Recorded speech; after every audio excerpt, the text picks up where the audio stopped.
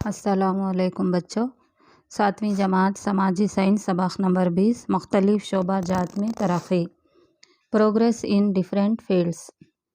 درج ذیل سوالات کے جواب 2 یا 3 جملوں میں جواب دیجیے۔ پہلا سوال، مواصلاتی نظام سے کیا مراد ہے؟ جواب، خبریں یا معلومات ایک شخص سے دوسرے شخص تک یا ایک جگہ سے دوسری جگہ بھیجنے کا عمل مواصلاتی عمل یعنی کمیونیکیشن سسٹم کہلاتا ہے۔ دوسرا سوال،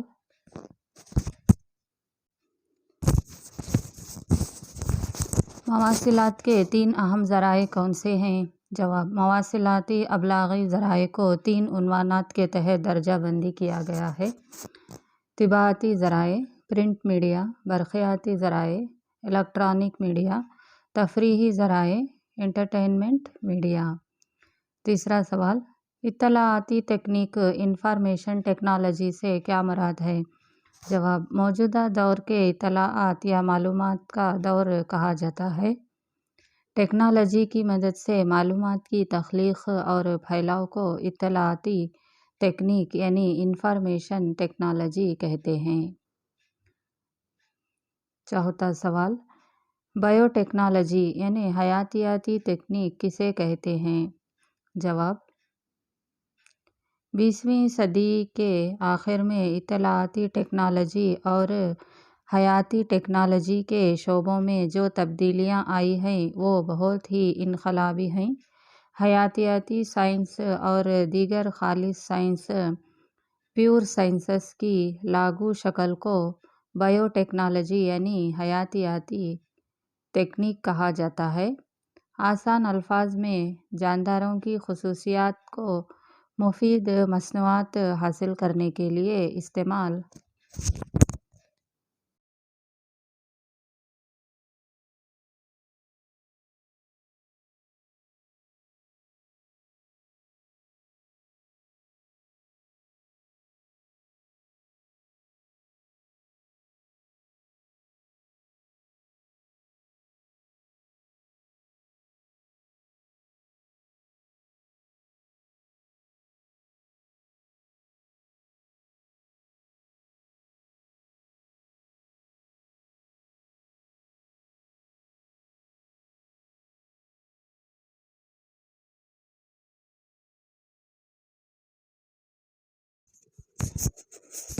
کرنے کے عمل کو بائیو ٹیکنالوجی کہتے ہیں۔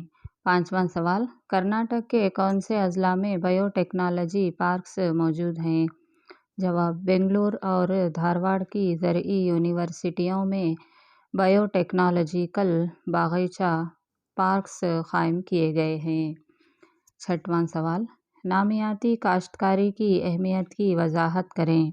جواب، اگرچہ زراعت میں جدید کاشتکاری کے طریقے اپنا کر پیداوار میں اضافہ ہوا ہے، لیکن کیمیائی کھادوں اور کیمیائی کیڑے مارنے والے ادویات کے وسیع پیمانے پر استعمال کے نتیجے میں زمین پر بہت سے مضر اثرات مرتب ہوئے ہیں۔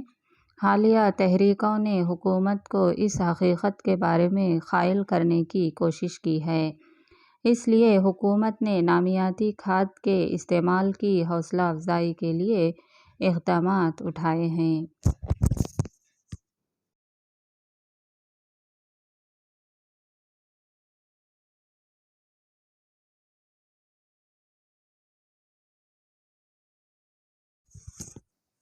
7واں سوال، مٹی کے کٹاؤ سے کیا مراد ہے؟ جواب، مٹی کی اوپری زرخیز تہ ہوا، بارش اور سیلاب جیسے قدرتی عمل کی وجہ سے ڈھل جانے کو زمین کا کٹاؤ کہا جاتا ہے۔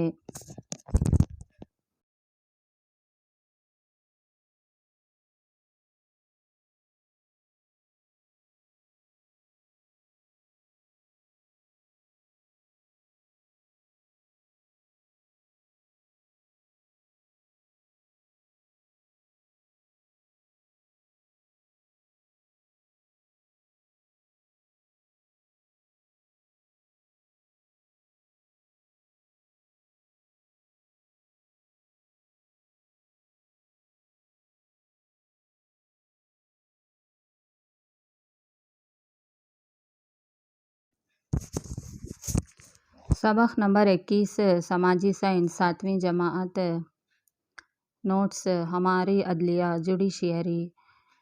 पहला, ग्रोहों में बहस करते हुए जवाब दीजिए। पहला सवाल, अदलिया के अहम काम क्या हैं?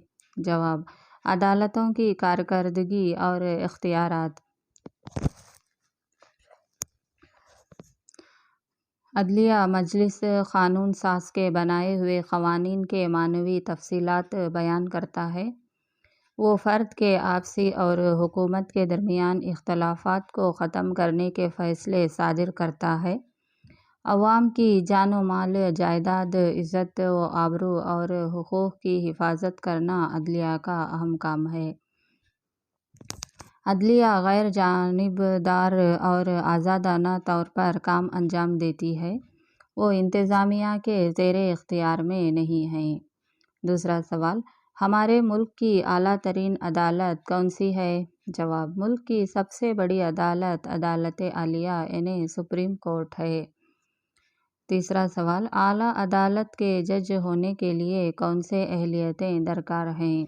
जवाब, सुप्रीम कोर्ट के जजों के लिए दरकार अहलियतें कम अज़ कम 5 साल की मुद्दत रियासती आला अदलिया यानी हाई कोर्ट के जज की हैसियत से फ़राइज़ दे चुका हो। कम अज़ कम 10 साल की मुद्दत तक किसी हाई कोर्ट में वकील की हैसियत से काम कर चुका हो। तीसरा, सदर हिंदगी राय में एक मुमताज़ व क़ाज़ी हो या माहिर क़ानून हो। सुप्रीम कोर्ट के जज की रिटायरमेंट सबकदोशी की उम्र 65 साल है।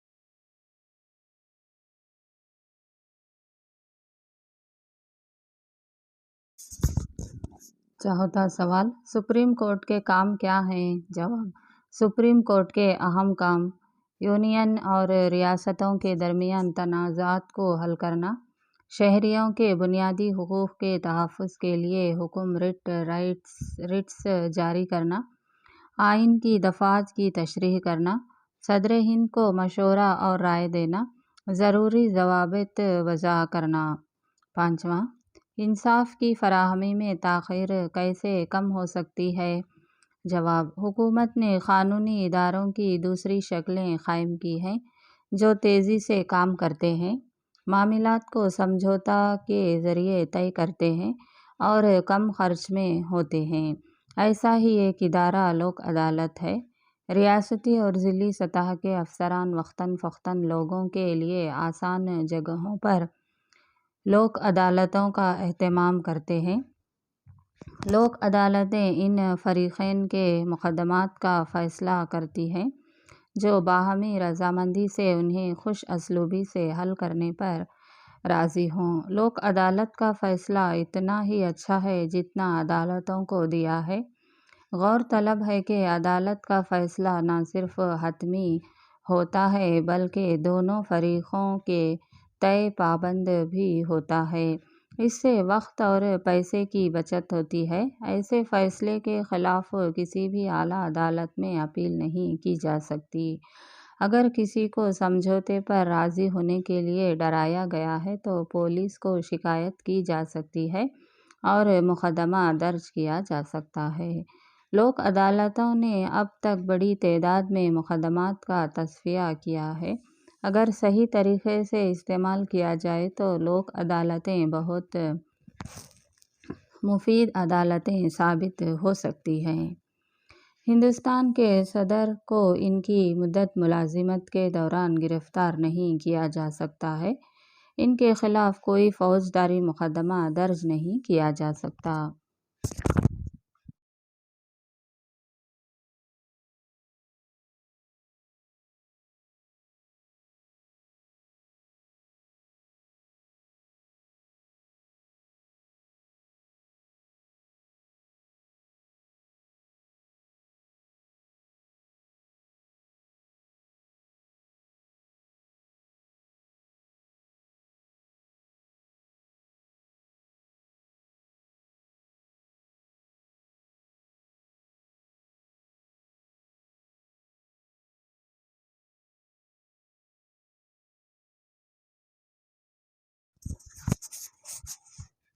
اور اس کے فیصلوں پر کسی بھی عدالت میں سوال نہیں اٹھایا جا سکتا۔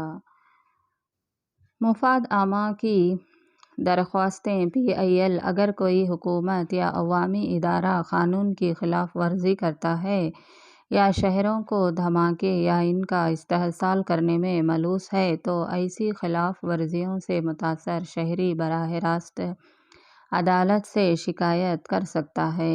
شکایت کے اس طرح کے خط کو عدالت نے ایک رٹ درخواست کے طور پر لیا ہے۔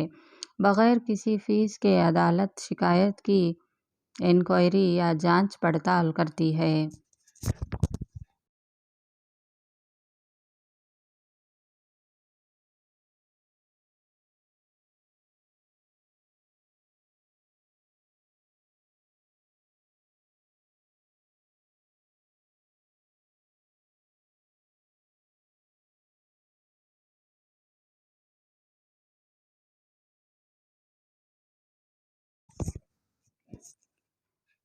6واں سوال، عدلیہ کو زیادہ اختیارات دینے چاہیے یا نہیں؟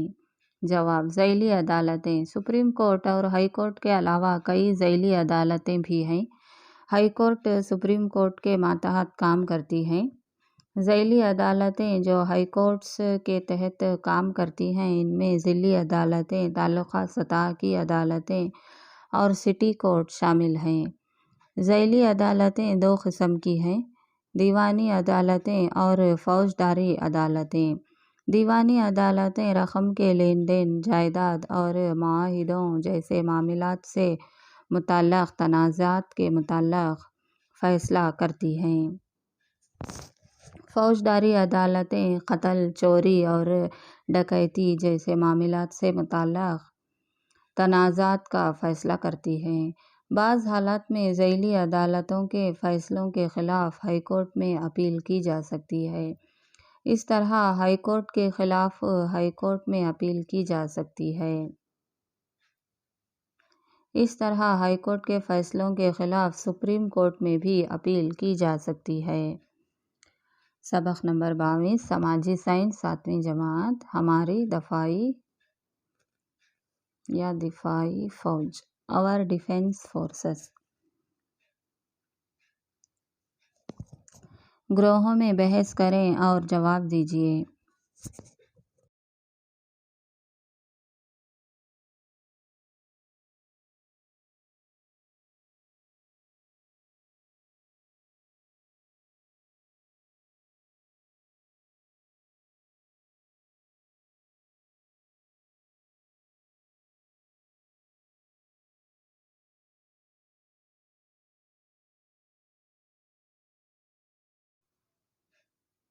پہلا سوال، دفاعی افواج کا اعلیٰ اقتدار کس کو ہے؟ دفاعی فوج۔ جواب، بیرونی حملے سے ملک کا دفاع کرنا حکومت کا اولین فرض ہے۔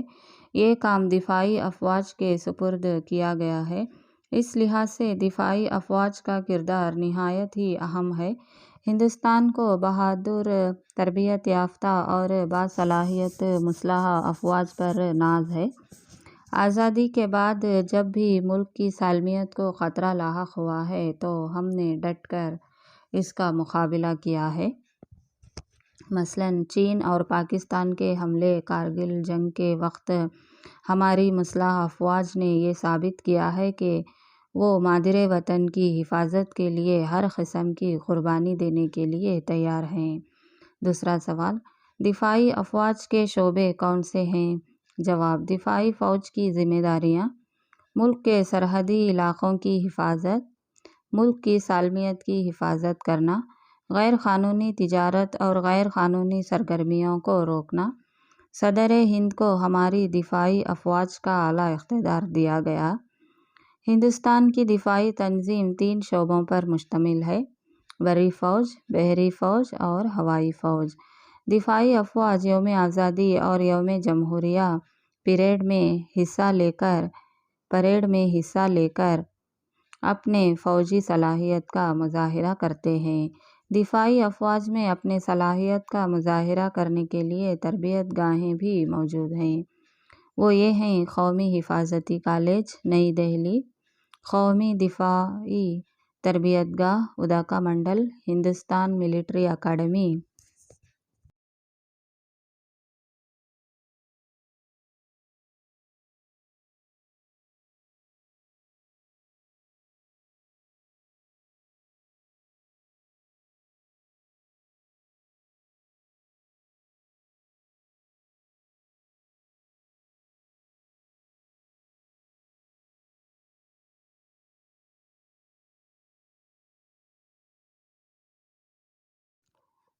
دہرادون ہندوستان کی فوجی اکیڈمی کھڑک واصلہ پونے اہم ہیں۔ تیسرا سوال، بری فوج کے اعلیٰ افسر کو کیا کہہ کر پکارا جاتا ہے؟ جواب، بری دستے کے مختار کل کو جنرل کہا جاتا ہے۔ چوتھا سوال، بری فوج کا صدر دفتر کہاں ہے؟ جواب، بری فوج کا صدر دفتر دہلی میں واقع بری دستے کے صدر دفتر سے انجام دیتے ہیں۔ پانچواں سوال، بحری فوج کے اعلیٰ افسر کو کیا کہہ کر پکارتے ہیں؟ جواب، بحری فوج کے اعلیٰ افسر کو ایڈمرل کہتے ہیں۔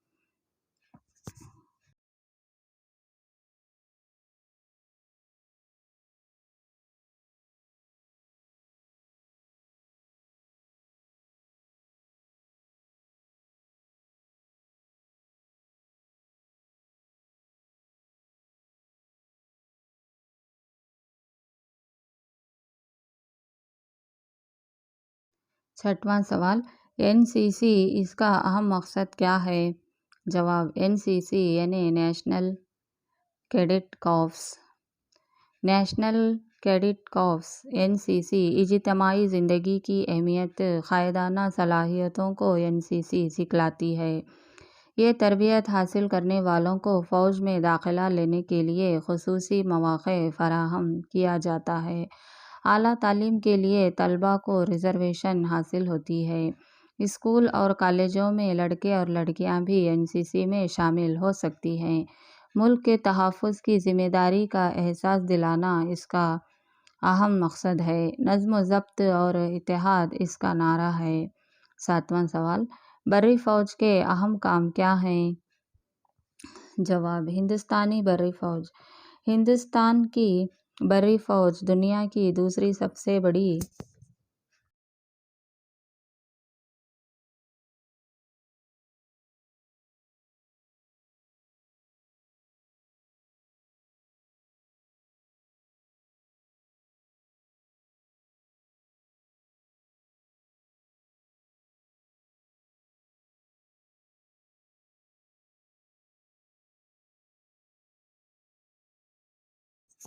فوج کہلاتی ہے۔ بری فوج پیدل دستہ، سپاہی، گھڑ سوار دستہ، فرنگی دستہ، اونٹوں کا دستہ، جنگی ٹینکر پر مشتمل ہے۔ بری فوج میں کل 12,37,117 فوجی ہیں اور 9,60,000 تک ریزرو فوجی ہیں۔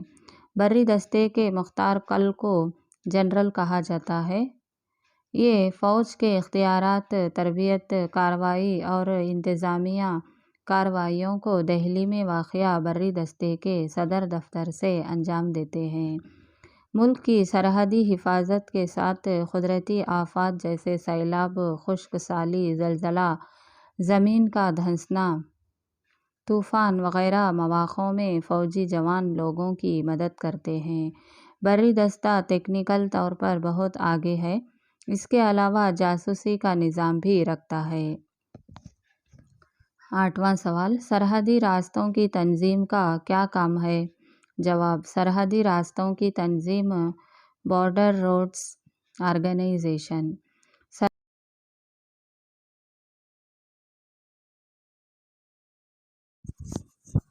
سرحدی راستوں کی تنظیم بند راستوں کو کشادہ کر کے فوجی کارروائی کے لیے فوراً مدد کرتی ہے۔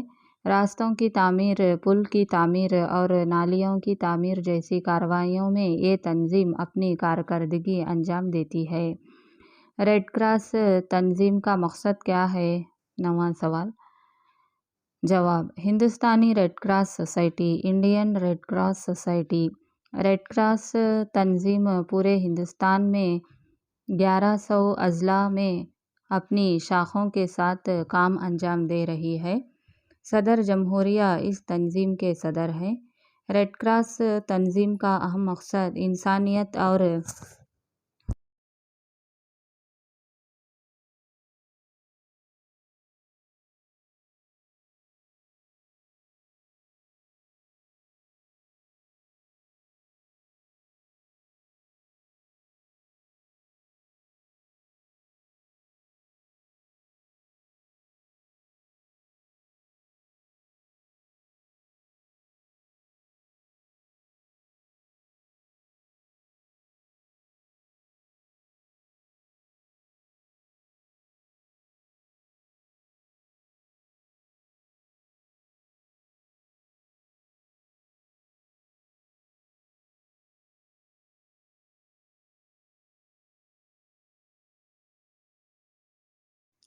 رضاکارانہ خدمات ہے۔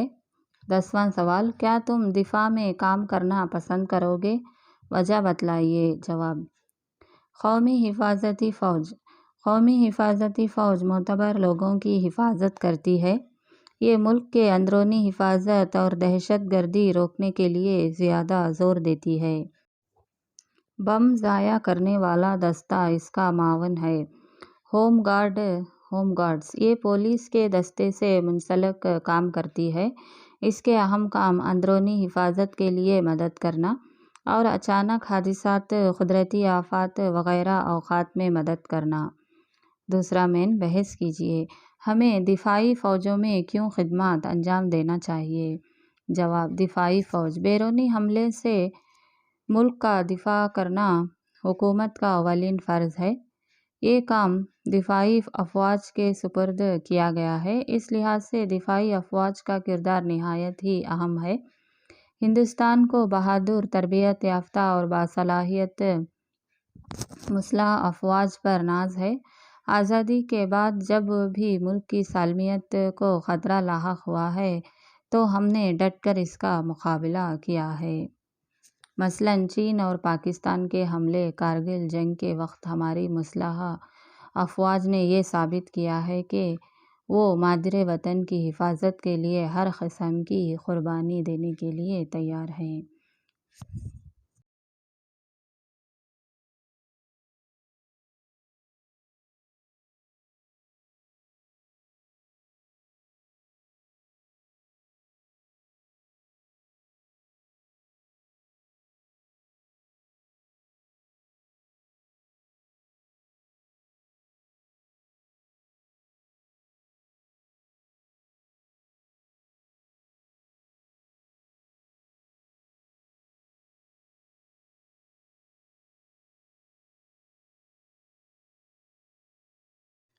دفاعی فوج کی ذمہ داریاں: ملک کے سرحدی علاقوں کی حفاظت، ملک کی سالمیت کی حفاظت کرنا۔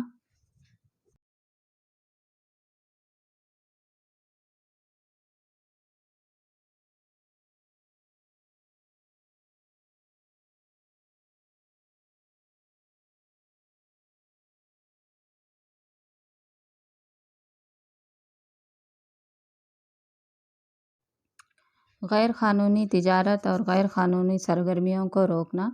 صدر ہند کو ہماری دفاعی افواج کا اعلیٰ اقتدار دیا گیا ہے۔ ہندوستان کی دفاعی تنظیم 3 شعبوں پر مشتمل ہے: بری فوج، بحری فوج اور ہوائی فوج۔